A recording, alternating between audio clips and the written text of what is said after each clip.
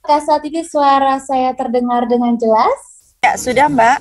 Oke, baik. Bapak Ibu, kami ucapkan selamat datang di acara Break, bicara tentang kualitatif. Saat ini kita sudah berada di tanggal 28 Mei 2021 di penghujung bulan Mei. Dan tentu saja kita berproses bersama sampai nanti akhir tahun. Semoga kita semua semakin dekat dengan bicara tentang kualitatif ini. Baik Bapak Ibu, hari ini kita akan membahas di edisi ke-7, gak nyangka sekali ya, ternyata kita sudah 7 kali bersama, dan hari ini kita akan membahas seputar grounded theory. Biasanya Ibu Sinta yang menjadi moderator, hari ini akan menjadi pembicara, Ibu Sinta Kristati, NS/MS PhD yang akan dimoderatori oleh Ibu Dr. Trisasi Lestari M.Med SC. Kepada Ibu Trisasi, waktu dan tempat kami persilahkan. Ya, terima kasih Mbak Gitka. Suara saya terdengar? Baik, terdengar dengan jelas, Mbak. Oh ya, ya. Assalamualaikum warahmatullahi wabarakatuh. Selamat sore, selamat siang Bapak dan Ibu semua. Saya Trisasi Lestari, senang sekali hari ini bisa gabung bersama Bu Sinta Kristanti. Biasanya kita ketemunya offline, membahas yang lain, tapi kali ini kita membahas sesuatu yang agak-agak ilmiah ya Mbak Sinta ya, tentang kualitatif. Mbak Sinta ini, saya panggilnya Mbak Sinta aja nggak apa-apa ya? Setuju Mbak Sasi. Ya, Mbak Sinta ini kalau mungkin kalau saya bilang beliau ini lady behind the skin ya, lady behind the skin kegiatan Break ini. Jadi selama ini berada di belakang layar, plus beberapa kali sudah memoderatori ya, tapi sekarang kita akan dengar beliau untuk sharing pengalamannya langsung, karena sudah banyak sekali mengaplikasikan ilmu kualitatif dalam penelitiannya. Mbak Sinta ini dulu dari S1-nya di UGM ya, dari ilmu keperawatan di UGM, kemudian lanjut ke S2-nya di Monash University, dan kemudian ini baru belum lama selesai S3-nya di Radboud University ya, di Belanda. Jadi keahliannya ini di bidang pelayanan paliatif, ini keahlian yang masih sangat jarang di Indonesia. Jadi sebenarnya kita beruntung sekali kita punya ahli paliatif di sini, dan banyak menggunakan ilmu-ilmu kualitatif ya Mbak Sinta untuk penelitian S3-nya. Nanti mungkin ada teman-teman di sini yang tertarik untuk belajar lebih dalam tentang ilmu paliatif, mungkin bisa kontak juga dengan Mbak Sinta. Jadi tidak hanya untuk ilmu kualitatifnya saja. Kemudian untuk Bapak Ibu yang sudah bertahan dari hari pertemuan Break pertama sampai sekarang, saya juga mengucapkan selamat, hebat, masih setia mengikuti belajar bersama-sama tentang kualitatif. Hari ini kita akan, menurut saya grounded theory itu salah satu yang sangat menarik ya di antara desain-desain penelitian kualitatif yang lain. Jadi kita ini sudah belajar 4 jenis desain dalam penelitian kualitatif. Ini desain yang terakhir sebelum minggu depan kita lanjut ke metodologi. Silahkan Bapak Ibu, nanti jika akan bertanya, bisa langsung menuliskan pertanyaannya di kolom chat. Nanti saya akan berusaha kumpulkan pertanyaan-pertanyaannya. Pertanyaan itu tidak harus yang sulit-sulit ya, pertanyaan-pertanyaan sederhana apapun itu silahkan saja. Di sini tidak akan ada pertanyaan yang kita anggap bodoh, tidak ada ya. Jadi silahkan, jangan khawatir. Dan Mbak Sinta punya waktu sampai jam 14.40. Oke, siap. Ya. Oke, ya. Nanti saya infokan aja. Iya. Oke, terima kasih Mbak Sasi. Mbak Sinta. Terima kasih Mbak Sasi untuk pembukaannya. Seperti yang disampaikan oleh Mbak Sasi nih, kita biasanya ngobrol tapi hal lain ya Mbak, dan biasanya kopi darat dengan tetap menjaga protokol kesehatan. Saya mohon maaf nih, saya mati lampu 15 menit yang lalu sehingga harus berlari ke public area untuk tetap bisa online gitu. Jadi 2 kebutuhan primer masuk dalam kebutuhan dasar kita kali ini adalah listrik dan wifi, Mbak Sasi. Jadi puji Tuhan sore ini bisa masih tetap bersama dengan Bapak dan Ibu sekalian. Sobat Ngebreak untuk diskusi tentang grounded theory. Saya mohon izin share screen. Ya.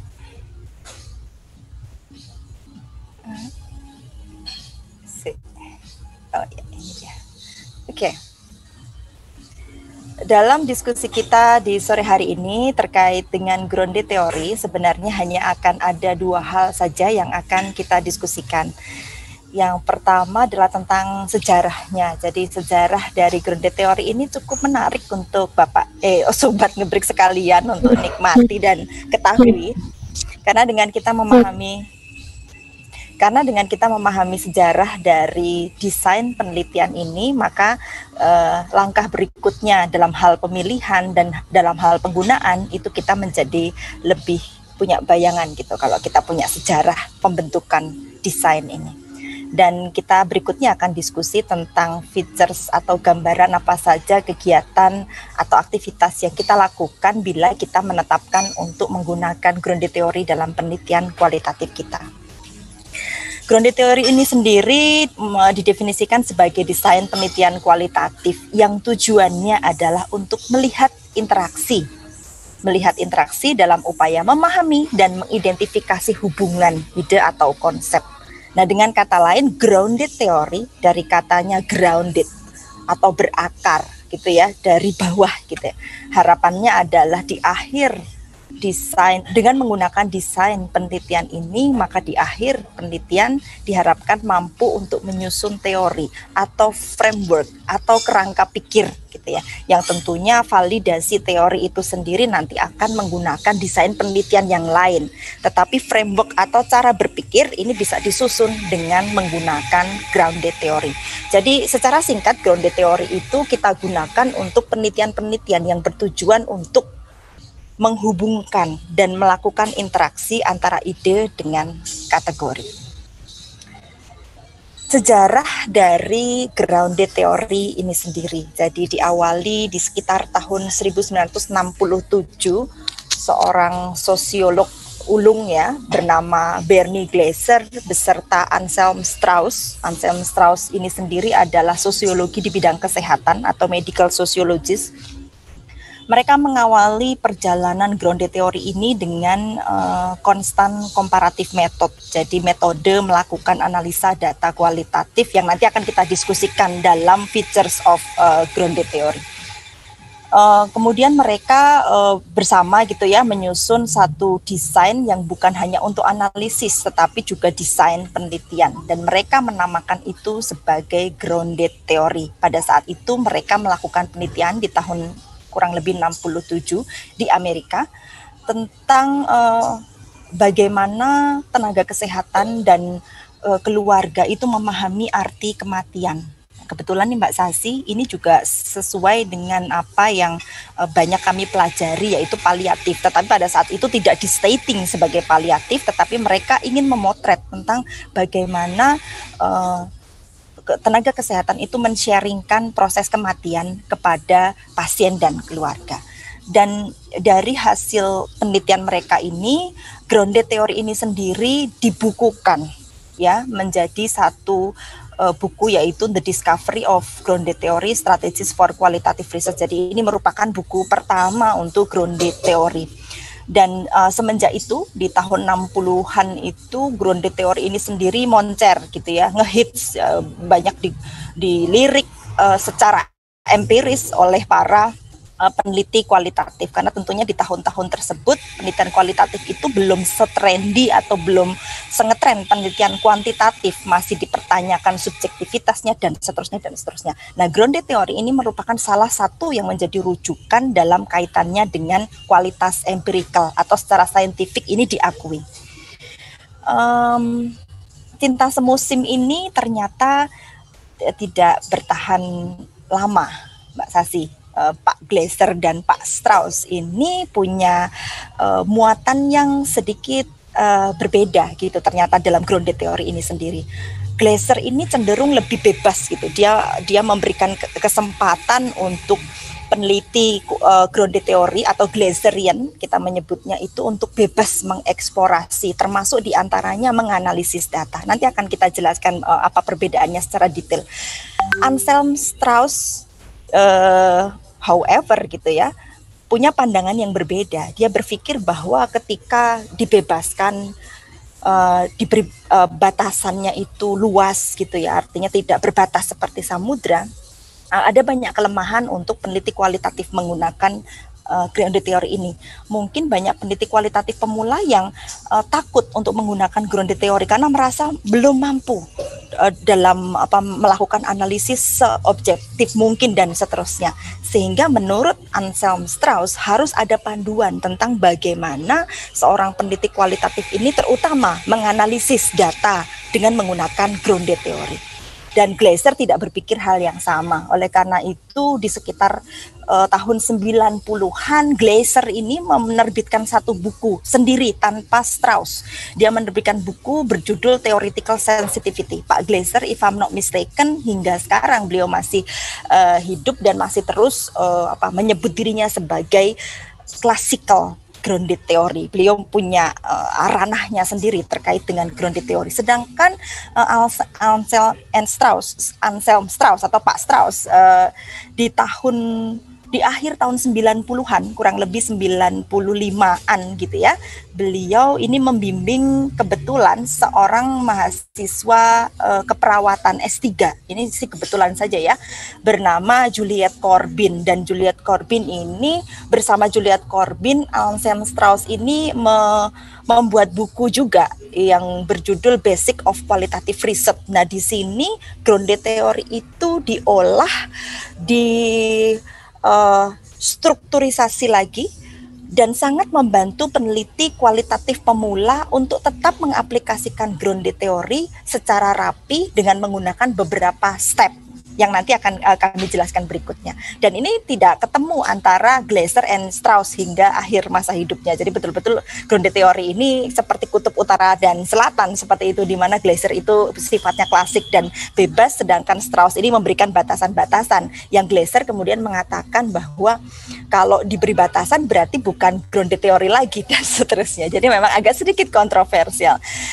Muncul lagi satu tokoh baru di grounded theory. Beliau adalah Kathy Charmas yang meninggal di tahun kemarin gitu ya. Beliau adalah seorang psikologis dan beliau cenderung ke arah Strauss and Corbin, filosofi yang digunakan. Beliau menyebut diri sebagai constructivism grounded theory. Jadi sobat ngebreak sekalian, kalau baca jurnal atau baca buku constructivism grounded theory ini yang menelorkan adalah Charmas. Nah, kenapa saya bercerita tentang history dalam grounded theory? Karena kalau kita mencermati grounded theory ini antara ketiga pendekatan itu saja, miliknya Glaser, miliknya Strauss and Corbin, dan miliknya Kathy Charmas, itu masing-masing memiliki spesifikasi tentang bagaimana mereka melihat suatu data dan bagaimana mereka menganalisis data. Kita ambil salah satu contohnya. Dalam penelitian, dalam grounded theory Glaser, dia mengatakan bahwa peneliti menjaga tetap netral. Bias personal dapat mempengaruhi data.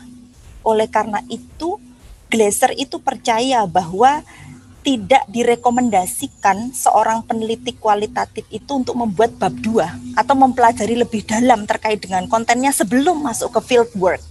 Jadi mungkin Mbak Sasi juga pernah dengar ya, ada yang kalau penelitian kualitatif berarti nggak usah bikin proposal nih. There will be a pro and cons gitu ya. Nah, sedangkan Strauss and Corbin serta Charmas itu nggak setuju dengan hal itu karena memang peneliti itu mengontrol pengaruhnya dengan menciptakan prosedur-prosedur yang meningkatkan objektivitas. Dan sebenarnya bias personal itu dapat mengkontaminasi data, iya, tidak dapat dihindarkan, namun bisa untuk diminimalkan. Nah, kita punya keterbatasan waktu sore ini sehingga saya nggak bisa jelaskan detail bedanya apa antara Glaser, Strauss, and Corbin. Tapi catatannya adalah bahwa cermatilah jenis grounded theory itu masing-masing akan berbeda dan sebaiknya tidak dicampur. Artinya ketika Anda menerapkan analisa data collectingnya dengan teorinya Glaser gitu ya, ya nanti dianalisisnya dengan cara yang sama supaya kita bisa lebih konsisten gitu dalam hal penetapan desain grounded teori kita. Nah, kita lanjutkan dalam features atau kegiatan-kegiatan dalam grounded teori, yaitu ada intensive interview, spiraling method, inductive method, ada constant comparative method yang tadi kita sampaikan di awal. Ini merupakan benih awal munculnya grounded teori ini sendiri. Kemudian apa itu theoretical sampling, serta bagaimana sih kok grounded teori ini bisa develop suatu teori, caranya gimana, dan diagramming gitu ya. Kita akan bahas satu persatu. Terkait dengan intensive interview ini, kalau kita lihat pada tabel ini, penelitian etnografi, penelitian fenomenologi, penelitian grounded teori, dan content analysis. Nah, untuk penelitian grounded teori ini sendiri, sebenarnya kalau kita lihat untuk data collection metodenya, yang paling direkomendasikan itu adalah face-to-face in-depth interviews. Kita bisa lihat di sini bahwa untuk participant observation itu paling cocok memang untuk etnografi, tetapi very rare untuk grounded teori. Walaupun bukan berarti kita tidak melakukan observasi gitu ya, tetapi yang paling sering digunakan adalah tetap in-depth interview. Focus group discussion juga bukan menjadi rekomendasi utama. Sometimes kalau memang dibutuhkan dengan judgement yang sesuai, maka dia bisa diterapkan pada penelitian grounded teori. Nah, kalau kita bicara tentang intensive interview, harapannya adalah pada proses pengambilan data, interview yang kita lakukan ini intensif. In terms of apa intensifnya? Salah satunya adalah jangka waktu interviewnya. Jadi kalau Anda membayangkan ketemu pertama dengan orang dalam waktu 15 menit, itu sudah akrab belum? Sudah bisa menggali apa gitu ya? Sejauh apa bisa kita gali, sehingga length of interviews ini sangat dipertimbangkan. Jadi ada dikatakan bahwa ya dikatakan intensif, dikatakan enough itu minimal 1 jam gitu. Mungkin di awal atau 15 menit pertama itu baru pemanasan, pembukaan, pertanyaan sederhana gitu ya. Sedangkan untuk masuk ke titik inti itu butuh waktu minimal 60 menit. Oleh karena itu pada penelitian grounded teori, pada saat kita menuliskan di dalam jurnal gitu ya, sangat sering jurnal itu kemudian meminta kita untuk menuliskan berapa average time kita untuk pelaksanaan interviewnya. Nah, pertanyaannya, bagaimana kalau ini kita aplikasikan pada orang-orang yang cukup sibuk, misalnya untuk para dokter perawat yang punya waktu yang sangat terbatas. Nah, salah lainnya untuk bisa menjamin pelaksanaannya intensif interview ini dengan menggunakan serial cases. Jadi misalnya saya mau ketemu Mbak Sas ini susah karena jadwal beliau sibuk. Tidak apa-apa, kita bikin janji untuk pertemuan pertama 30 menit. Oke, kita janji lagi pertemuan berikutnya 30 menit lagi. Jadi ada beberapa serial kegiatan proses pengambilan datanya. Itu juga bisa kita sebut sebagai intensif interview. Features yang berikutnya adalah dalam penelitian grounded teori ini direkomendasikan untuk pelaksanaannya itu viral. Ada engagement antara data collection dan data analisis. Dalam pemaparan Bu Siwi minggu lalu, ini juga beliau menyampaikan penelitian etnografi pun ini sangat bermanfaat gitu ya untuk kita melakukan spiraling method atau stepwise proses dalam data collection dan data analisis.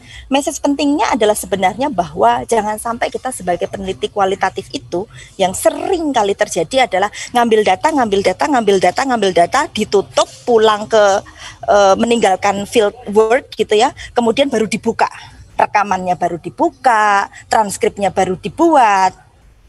Dalam penelitian grounded theory, that may be too late. Kemudian pada saat Anda menganalisis, Anda butuh data tambahan, Anda akan kembali lagi.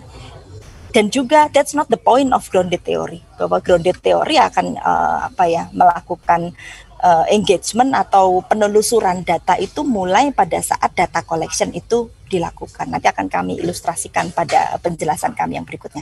Nah, teknisnya gimana sih spiraling proses ini? Teknisnya adalah yang pertama, kita sebagai peneliti grounded theory ini kita melakukan seleksi partisipan yang pertama. Setelah kita lakukan seleksi, kemudian kita interview gitu ya, sekali interview, 2 kali interview ya secukupnya gitu ya. Kemudian langsung kita transkrip. Kita tidak perlu menunggu sampai partisipan yang berikutnya. Kita harus transkrip dulu selesai data collection. Setelah itu Anda lakukan apa yang namanya initial coding. Saya biasanya nyebutnya dirty coding. Pokoknya di coding sih, rampung gitu ya.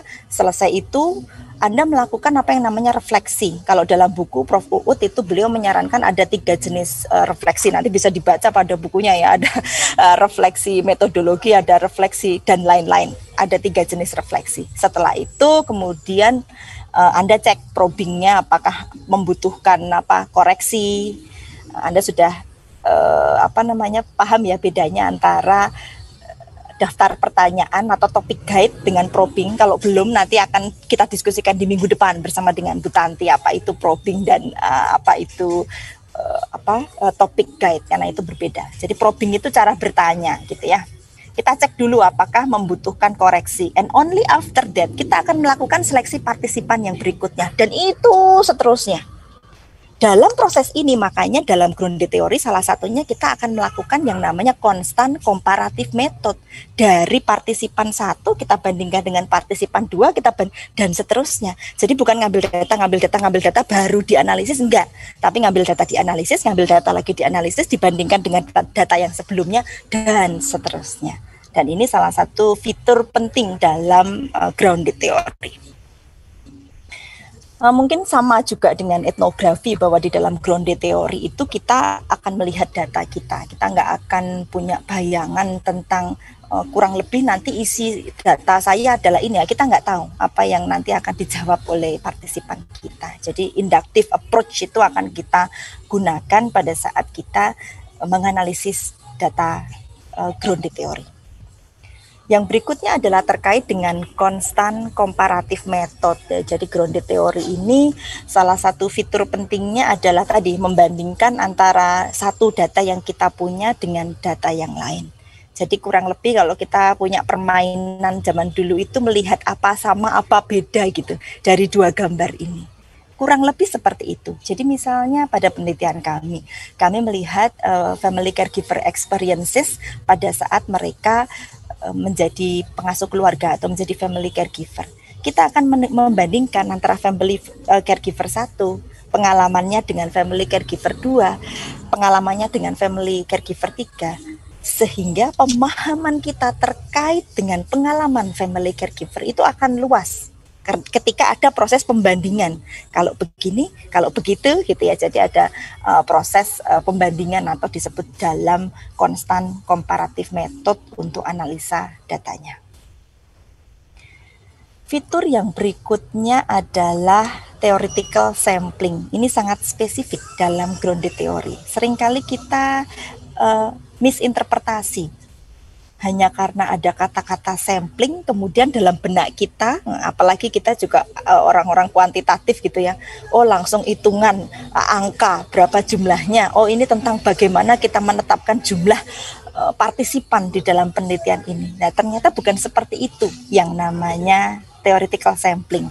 Jadi ini bukan tentang bagaimana kita menghitung jumlah partisipan, bukan tentang bagaimana kita mencari kasus yang negatif dan seterusnya gitu ya. Jadi theoretical sampling ini adalah istilah yang digunakan dalam grounded theory untuk kita bisa kalau saya membahasakan itu Mbak Sasi, mengendus gitu. Ada sesuatu yang menarik terus kita endus. Jadi misalnya pada penelitian kami partisipan ketiga atau keempat dalam riset kami itu pada family caregiver ya, pasien dengan kanker di Indonesia. Kami menemukan suami istri pasangan sepuh gitu ya, 60-an tahun, beragama Kristen.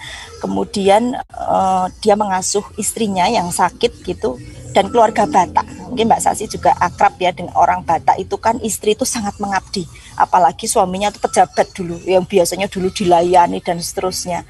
Dinamikanya itu agak sedikit unik gitu, ketika istrinya merasa bersalah tidak bisa lagi melayani suaminya, tidak bisa lagi buatin teh, tapi suaminya dengan tegar, ini sekarang sudah tugas saya.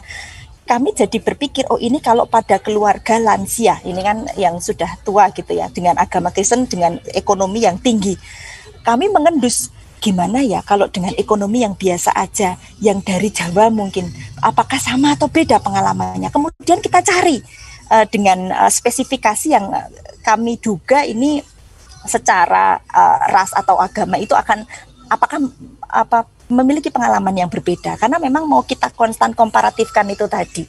Nah, theoretical sampling itu di situ.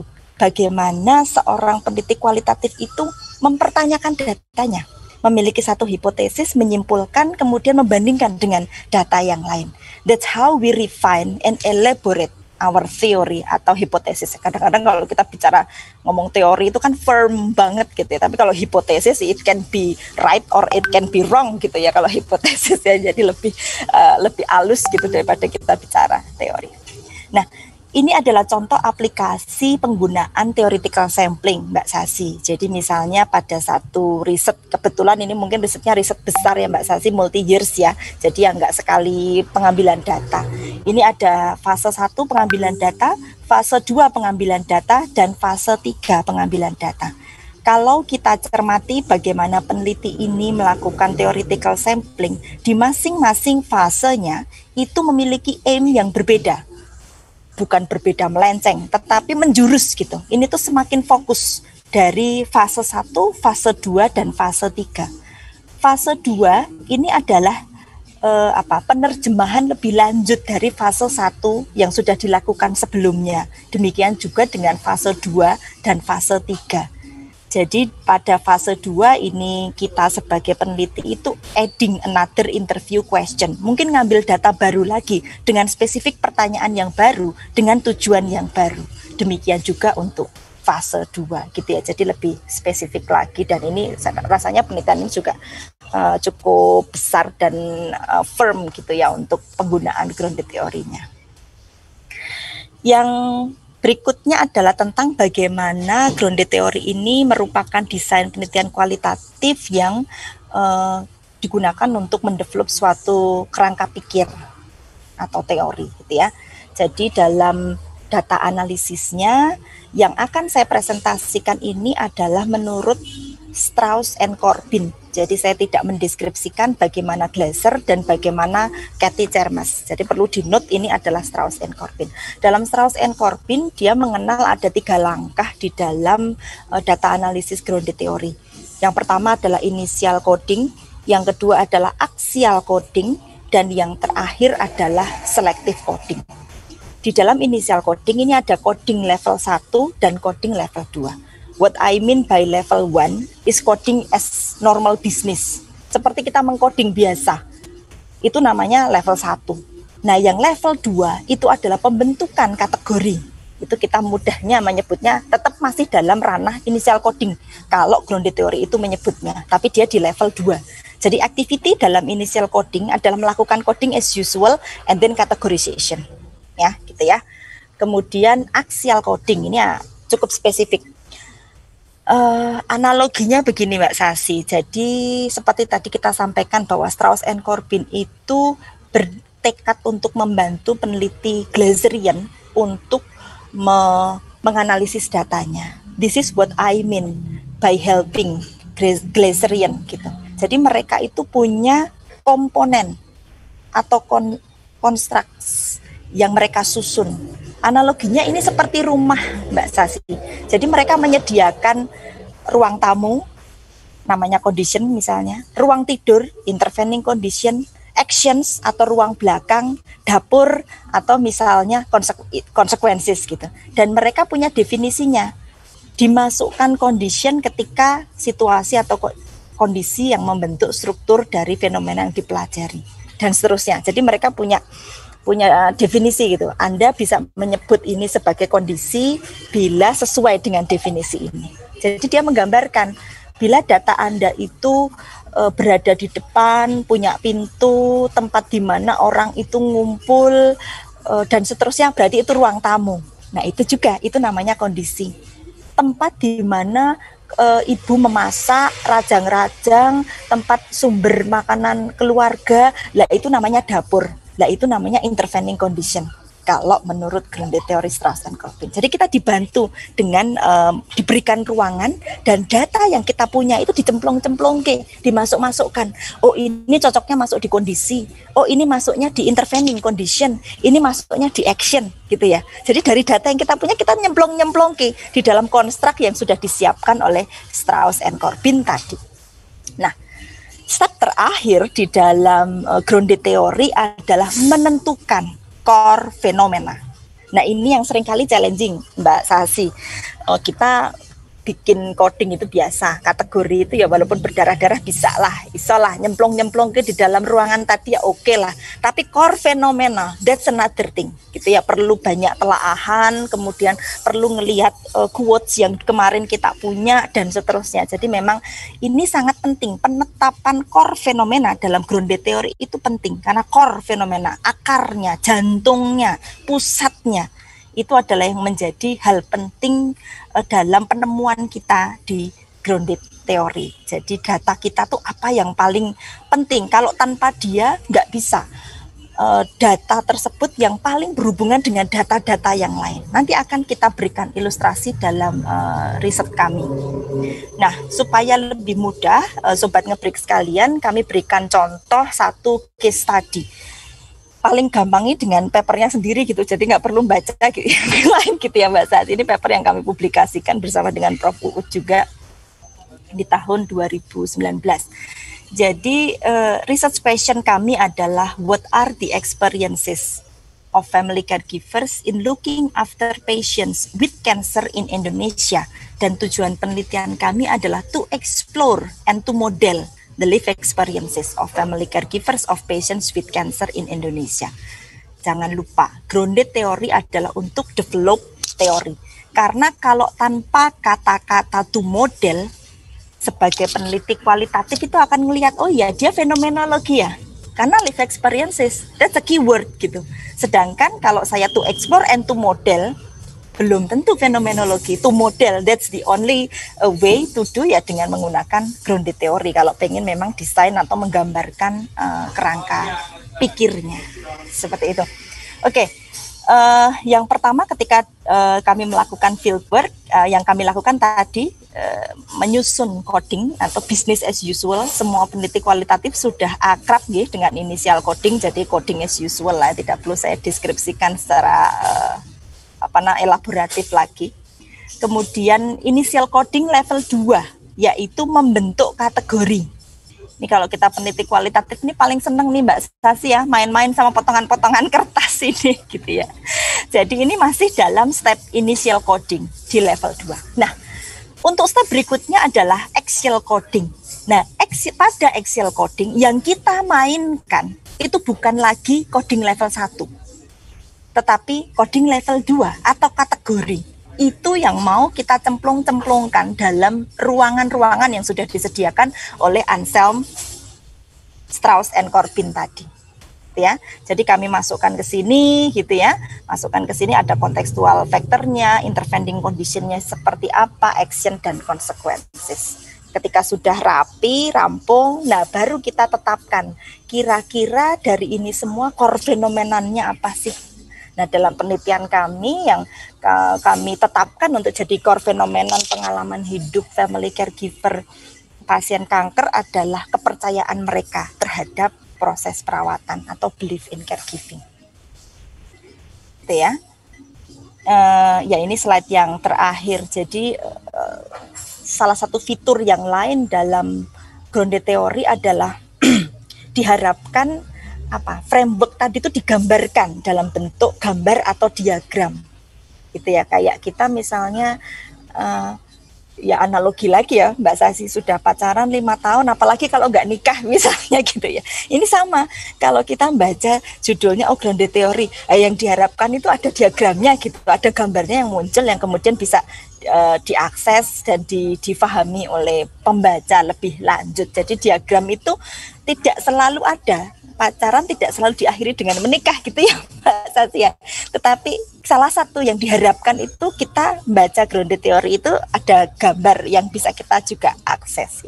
Nah dalam penelitian kami ini adalah bentuk gambaran dari kerangka pikir yang kami produksi dalam penelitian kami dengan case study tadi. Jadi ini adalah bentuk gambarannya, di mana ini adalah kontekstual faktor, ini conditionnya, ini ada core fenomena di sini, dia core fenomena itu mempengaruhi actionnya, mempengaruhi konsekuensinya, dan intervening conditionnya apa gitu kita gambarkan dalam paper kami.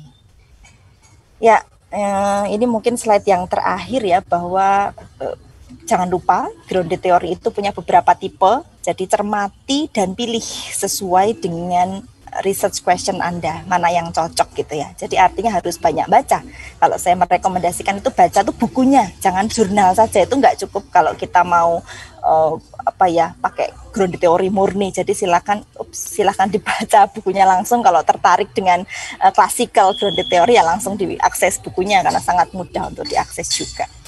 Kemudian yang terakhir adalah pada kegiatan-kegiatan grounded theory ini cukup rigid, tetapi itu tidak mampu untuk meningkatkan kualitas dari penelitian kita kalau kita mengikuti step ataupun aturan yang dimiliki dalam desain grounded theory dan intervensi yang kami gunakan. Matur nuwun Mbak Sasi. Terima kasih Mbak Sinta, menyenangkan sekali dengar paparannya. Saya sudah terkesan sejak dari awal, karena menurut saya kalau orang itu betul-betul ahli itu biasanya dia juga paham tentang sejarahnya, paham siapa tokoh-tokohnya, itu kayak semacam sudah tingkat kepercayaannya langsung meningkat ya. Kalau saya indikatornya itu, tapi kalau misalnya dia nggak tahu sejarahnya, dia nggak tahu siapa tokoh penting yang bidang keilmuannya itu, mungkin ya kita perlu pertanyakan. Tapi di awal kita sudah dibimbing sejak dari gimana sih ceritanya kok bisa ada grounded theory gitu ya di antara desain-desain kualitatif yang lain. Itu menurut saya satu awalan yang bagus sekali. Kemudian juga tadi mungkin kalau Mbak Sinta kan sudah menjalankan metode grounded theory ini kan sudah lama ya. Kalau sebelum saya mengundang partisipan untuk bertanya, mungkin Mbak Sinta bisa sharing aja pengalaman apa yang menyenangkan gitu selama menjalankan ini, ketika pengumpulan data, ketika mendevelop konsep atau mendevelop teorinya. Saya mau mulai dari yang menyenangkan dulu. Apa sih yang menyenangkan dari developing konsep atau coding atau yang lain-lain selama prosesnya ini? Iya, ini pertanyaan yang mudah, jawabnya susah Mbak Sasi aja. Jadi pada saat proses penelitian kualitatif ini kan saya coba-coba gitu ya sejak tahun 2006, 2008 lah ya Mbak Sasi ya. Jadi dari awal itu memang sangat kepingin untuk melakukan hal yang benar, apapun itu. Misalnya kalau penelitian kuantitatif ya yang benar. Berarti ngumpul ke datanya rapih, kemudian analisa datanya saya harus tahu betul SPSS buka IP yang lebok kene piye enggak didandake gitu. Termasuk di antara melakukan penelitian kualitatif. Kayak apa sih penelitian kualitatif itu seharusnya? Bagaimana kita mengkodingnya? Jadi baca bukunya betul-betul Mbak, step by step melakukan coding itu seperti apa sih seharusnya gitu, ditelusur betul dan banyak membaca buku pada awalnya Mbak Sasi. Dan cara paling mudah untuk belajar itu adalah dengan melakukan Mbak Sasi. Jadi waktu itu saya membaca bukunya, langsung ngambil datanya gitu. Kebetulan pada saat itu belum banyak research grant ya, sehingga saya ngambil data sendiri di kampus yang kebetulan mahasiswa dengan dengan volunteer gitu, mau diwawancarai, disiapkan makan siang gitu ya. Jadi dari mereka, penuturan mereka, kemudian saya belajar ngoding. Dan itu gelundung aja gitu Mbak ya. Akhirnya pada waktu itu terus jadi penasaran lagi, rasa penasarannya makin besar, makin banyak buku yang dibaca, ketemu dengan orang-orang di kolam yang sama, salah satunya bersama dengan Prof. Uut gitu ya, dengan minat yang sama, dan itu terus mengalir, menggelundung jadi bola yang semakin besar, seperti itu Mbak Sasi. Ya, Jadi memang learn by doing ya Mbak ya. Itu yang paling mudah untuk kita mempelajari ya. Jadi mungkin baca-baca saja nggak cukup ya. Nggak tapi cukup. Begitu sudah dilaksanakan, sudah mengalami sendiri, itu yang betul sekali. Karena pada saat kita melakukan itu, loh kok enggak sama kayak teorinya, ini pasti ada yang salah nih. Atau salah bukunya yang saya baca, atau salah saya menganalisis datanya gitu. Jadi kayak langsung menemukan case study-nya, nggak sambil ngantuk gitu bacanya, karena penasaran banget nih data harus diolah nih, pakai cara apa gitu. Iya, mungkin sebelum saya nanya lagi, tapi ada pertanyaan dari teman-teman semua di sini. Silahkan. Ada satu pertanyaan dari Pak Marcelo dari Timor Leste nih. Apakah boleh apply theoretical framework untuk grounded theory? Maksudnya apa, mau dijelaskan langsung? Pak Marcelo? Silahkan, mungkin bisa di-unmute. Silahkan biar bisa jelas pertanyaannya. Halo, selamat siang semua. Selamat siang, Pak Marcelo. Ya, Bu Sinta, Bu Sasi, terima kasih, presentasinya sangat menarik.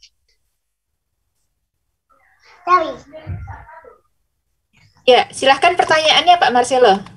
Ini saya mau nanya Bu Sasi, gini, kita kan di IR-nya kan kita apply theoretical framework dan conceptual framework. Ya.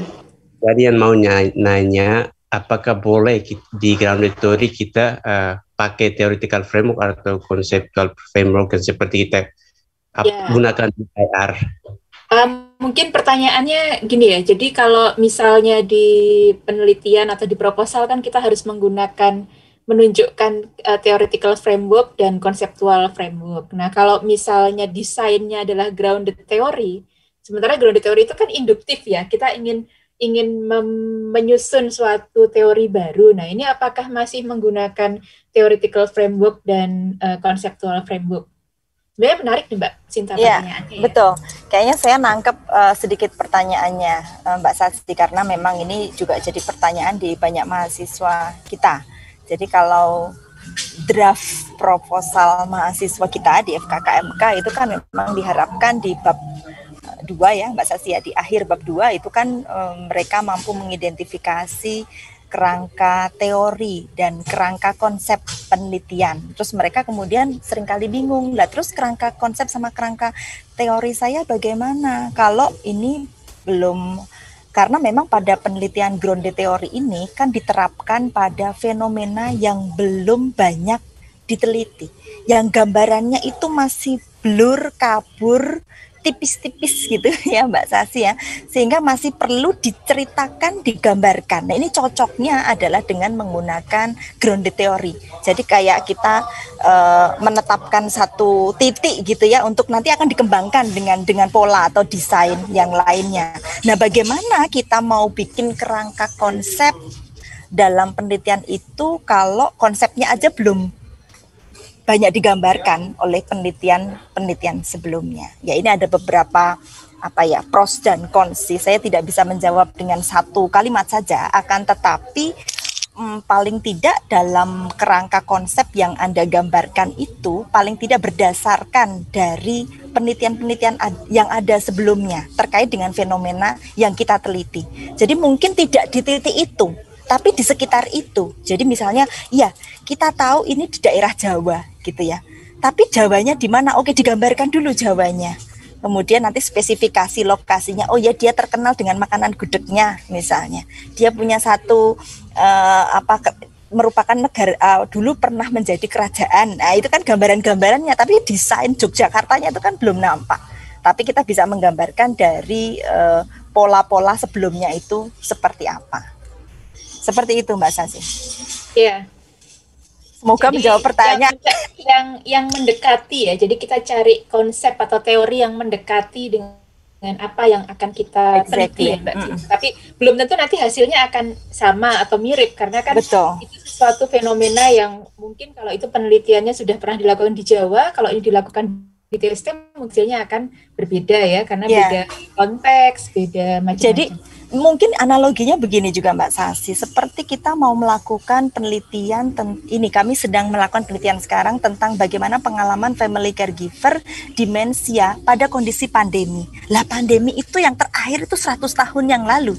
Akan tetapi ini kan kondisi emergensi, kondisi bencana. Nah pada kondisi bencana yang lain, itu sebenarnya kondisi family caregiver demensia itu seperti apa sih? Ini kan bisa kita gambarkan dulu. Jadi nanti juga akan ada sesuatu yang baru ya dari penelitian. Baru dan ada yang sama, pasti kan ada irisan-irisan yang sama. Oke, kita lanjut ke pertanyaan berikutnya Mbak Sinta. Ini ada satu lagi tentang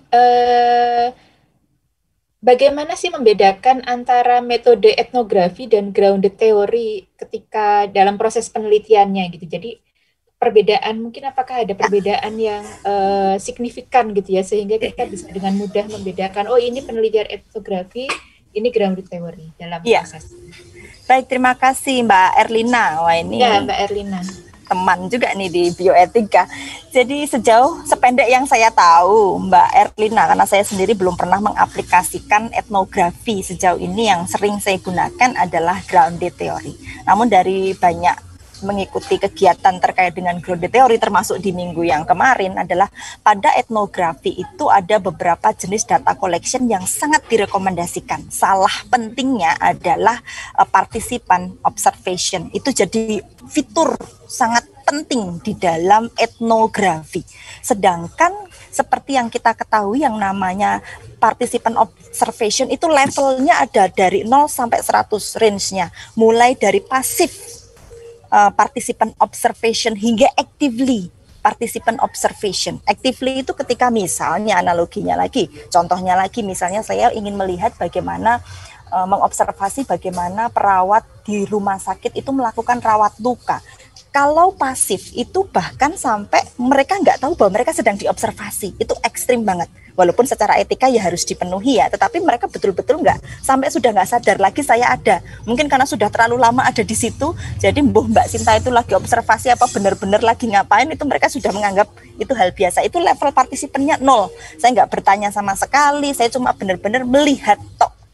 Sedangkan yang aktif mungkin pada saat bertanya pada saat perawat melakukan, saya sambil ada di situ dan bertanya, Mbak kenapa nggak pakai betadine? Kok betadinnya kok diencerkan? Oh gimana Bu rasanya? Nyeri nggak? Kalau yang kemarin lebih nyeri yang mana dengan hari ini? Jadi ada aktivitas diskusi juga level of participannya. Nah, sedangkan pada grounded theory itu nggak suitable gitu. Pelaksanaannya jauh lebih suitable dengan intensif interview dan seterusnya.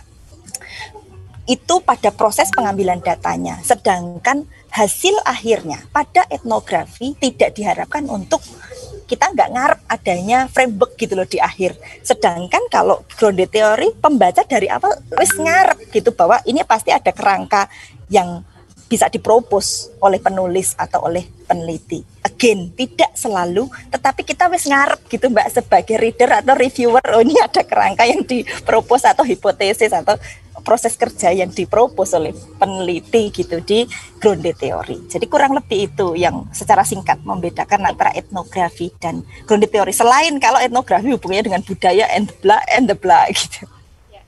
Setuju saya dengan penjelasannya Mbak Sinta ya, tadi jelas sekali itu perbedaannya ya. Mudah-mudahan bisa menjawab ya pertanyaannya. Ini ada dari Anto. Ya ini penonton, ini sobat ngebreak setia ini Mbak. Nah, bagaimana menentukan arah panah antar coding? Hubungan entitas coding dalam diagram pada proses diagramming. Kemudian software apa yang dapat digunakan dalam melakukan grounded theory. Oke, terima kasih Pak Anto Kalina. Jadi beliau ini sobat ngebreak yang paling setia dari break 1 hingga saat ini. Terima kasih. Terkait dengan penentukan arah, ya sebenarnya ada beberapa teori tentang bagaimana arah panah ini. Jadi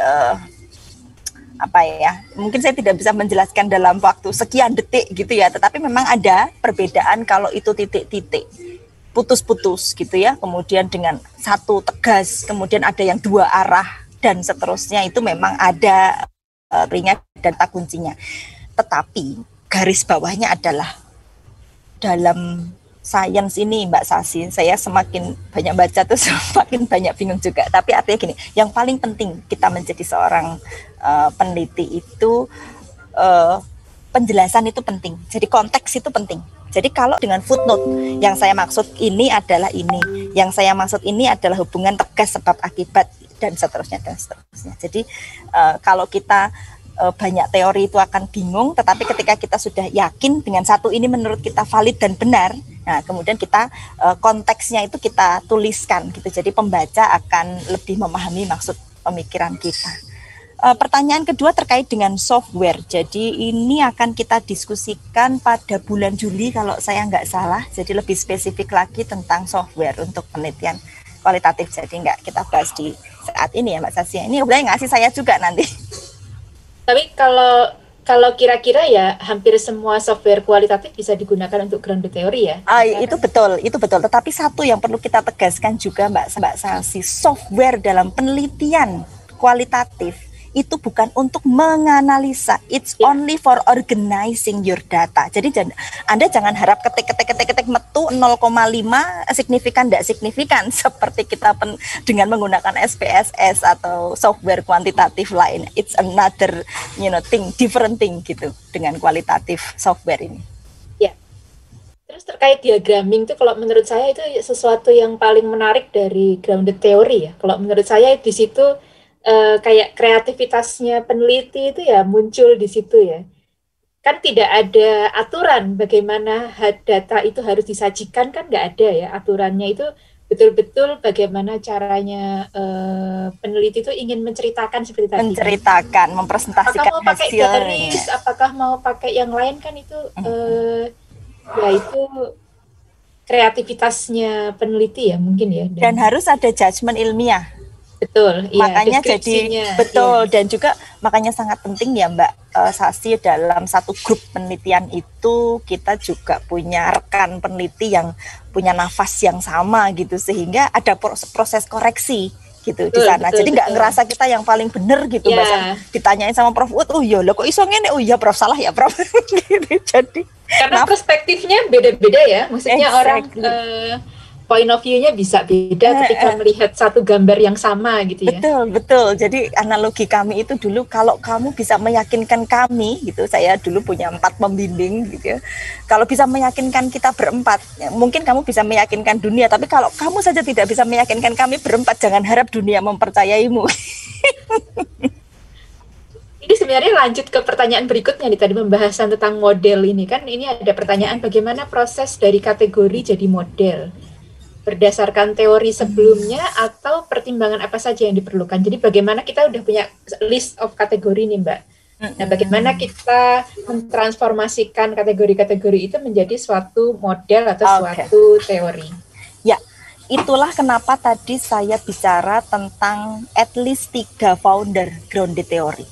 Karena kita mau pakai mazhabnya siapa nih? Karena Glasser itu pasti punya cara yang berbeda dengan Strauss and Corbin, dengan Kathy Charmas. Sekarang saya diskusikan dulu dengan menggunakan Strauss and Corbin, gitu ya, itu yang paling akrab dengan saya. Bagaimana proses dari kategori membentuk suatu model? Kalau menurut teorinya Strauss and Corbin, ada 3 tadi, ada initial coding, ada axial coding, ada selective coding. Initial coding Anda menghasilkan hasil akhirnya adalah kategori gitu ya, sahabat ngebreak. Nah dari kategori itu kita cemplong-cemplongke di dalam konstruk yang mereka sudah punya tadi.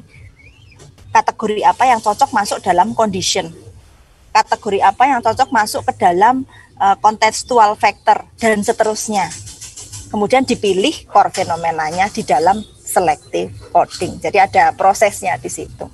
Kurang lebih secara singkat sih gitu Mbak Sasi, dia nggak bisa terlalu detail menjelaskannya. Ya. Ini ada pertanyaan yang hampir mirip juga dengan lanjutan pertanyaannya Bu Ningrum ya, dari Pak Made Pramana di YouTube gitu. Jadi dia menemukan ada penelitian yang menyebutkan desainnya itu grounded theory, tapi tidak ada diagramnya dan hasilnya itu bentuknya dalam bentuk analisis tematik gitu. Apakah analisis tematik ini bisa digabung dengan grounded theory? Ya, ya ini terus tak tanyakan ini artikelnya di jurnal apa, kemudian kualitas jurnalnya seperti apa gitu ya, karena ini kami juga reviewer di beberapa jurnal Q1 dan sangat ketat gitu untuk proses reviewnya. Kalau pakai fenomenologi berarti harus muncul nih kata kunci data analisis dalam fenomenologi. Pakai apa? Cocok nggak dia dari awal ngomong fenomenologi tapi menganalisnya pakai konten analisis? Iya, cocok. Ya ini nanti sebelum bisa accepted itu akan banyak revisi gitu di sana. Nah ya, sejauh yang saya tahu kalau grounded teori berarti analisanya kalau nggak Glaserian ya konstruktivism atau dengan menggunakan Strauss and Corbin tadi gitu. Selebihnya dari itu saya tidak bisa menjawab. Ini ada pertanyaan kedua dari Bu Ningrum tadi, bedanya framework analisis dan tematik analisis, karena dia sebelumnya menggunakan tematik analisis, tapi reviewer jurnalnya menyarankan penggunaan framework analisis. Ya. Mbak Sasi, di dalam dunia saintifik apalagi penelitian kualitatif itu satu terminologi bisa banyak makna. Kayak tadi saya sampaikan yang namanya theoretical sampling aja definisinya banyak. Constant comparative method aja definisinya banyak. Nah, dalam hal ini saya tidak berani untuk mengelaborasi gitu ya. Ini definisinya ini definisinya itu, karena kembali lagi ke konteks. It depends pada konteks yang mana, jenis desain yang Anda gunakan itu apa, tujuan penelitiannya apa gitu ya. Jadi bisa dipelajari lebih lanjut, dirujuk dengan jurnal-jurnal yang sebelumnya yang kuat tentunya ya, dari jurnal-jurnal dengan kualitas yang bereputasi tinggi dan seterusnya. Jadi saya tidak berkapasitas untuk menetapkan definisi itu, Mbak Sasi. Ya. Oke, sementara belum ada pertanyaan lagi dari chat, tapi kita punya waktu tinggal 3 menit lagi. Mungkin satu pertanyaan sederhana aja dari saya. Misalnya saya ingin melakukan penelitian grounded theory itu, apakah saya harus punya pengalaman dulu sebelumnya untuk melakukan penelitian kualitatif? Atau saya bisa nih sebelumnya belum pernah melakukan penelitian kualitatif, terus begitu mau melakukan penelitian kualitatif saya pilih desain grounded theory? Atau saya harus pilih desain yang lainnya dulu? Ya. Terima kasih Mbak Sasi. Ini sama kayak pertanyaannya, kalau saya mau senam aerobik itu boleh nggak saya ikut yang high impact langsung? Just like that. Just like that. Gitu, karena latihan itu penting gitu ya. Kalau saya selalu menyarankan mahasiswa saya, terutama di level S1, pakai dulu saja yang eksploratif. Pakai dulu saja yang konten analisis. Yang penting Anda terbiasa melakukan interview, Anda terbiasa mentranskrip, Anda jadi tahu bagaimana mengcoding, bagaimana menyusun data dari coding, kategorisasi tema, gitu ya. Itu kan kualitatif eksploratif. Baru kemudian menginjak ke desain yang lebih advance lagi. Itu rekomendasi. Tapi kalau mau nyoba langsung ke grounded, bukan tidak mungkin, karena akan selalu ada jalan kalau di situ ada keinginan. Gitu Mbak Sasi. Tapi paling tidak kita belajar dulu basic-basicnya kualitatif ya, termasuk cara pengumpulan data, cara wawancara gitu ya, coding, hal-hal yang basic itu kita latihan dulu sampai kita bisa menemukan pakemnya, nyaman, pede gitu ya. Baru kemudian kita lanjut ke grounded theory. Mungkin ada waktu 1 menit lagi, Mbak Sinta, mungkin sebagai penutup ada pesan-pesan atau last message untuk partisipan kita di sini? Ya, last message adalah sering waktu pertama kali saya menggunakan penelitian, mau pakai penelitian grounded theory ini dipegangin gitu ya sama banyak supervisor saya, yakin kamu mau pakai ini, yakin mau pakai grounded theory gitu ya. Karena aura grounded theory susah itu gitu ya. Tapi memang sekali lagi kalau kita punya keinginan pasti ada jalan gitu, asal memang ada kesungguhan di sana, kemudian disertai dengan tim yang kuat dan kita sendiri ada kemauan untuk betul-betul buka bukunya yang pakem gitu ya. Itu pasti ada jalan. Dan yang terakhir, proses pembelajaran paling efektif itu adalah dengan melakukan. itu adalah case study yang paling bermanfaat. Jadi bukan cuma dibaca tapi dipraktekkan. Gitu Mbak Sasi. Terima kasih. Terima kasih banyak Mbak Sinta untuk materinya hari ini, menyenangkan sekali diskusinya hari ini ya. Mudah-mudahan semuanya ini bisa bermanfaat, menambah ilmu pengalaman untuk teman-teman Sobat Ngebreak semuanya. Buat saya juga, saya belajar banyak hari ini. Terima kasih. Waktu saya kembalikan ke Mbak Gita. Halo Mbak Gita. Halo Ibu, apakah suara saya terdengar dengan jelas Ibu? Ya, terdengar. Oke, baik. Baik Bapak Ibu, tak terasa waktu menunjukkan kita sudah tepat pukul 3 dan sudah saatnya kita berpisah. Tapi jangan sedih karena kita akan kembali minggu depan tentu saja ya Bapak Ibu ya. Dan kami izin mengingatkan untuk Bapak Ibu mengisi kuis di ugm.id/break.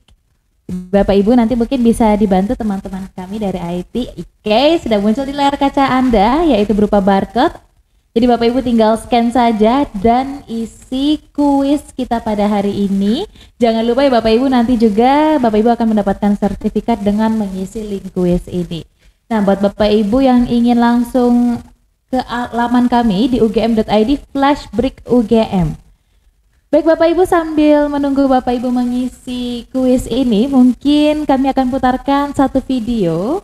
Mungkin di antara Bapak Ibu ada yang sudah nonton video ini, tapi gak apa-apa karena ini video yang sangat kami banggakan. Dan juga dari kami masih dalam suasana lebaran. Buat Bapak Ibu yang baru saja bergabung, masih minal aidin wal faizin, mohon maaf lahir dan batin. Kami tunggu Bapak Ibu untuk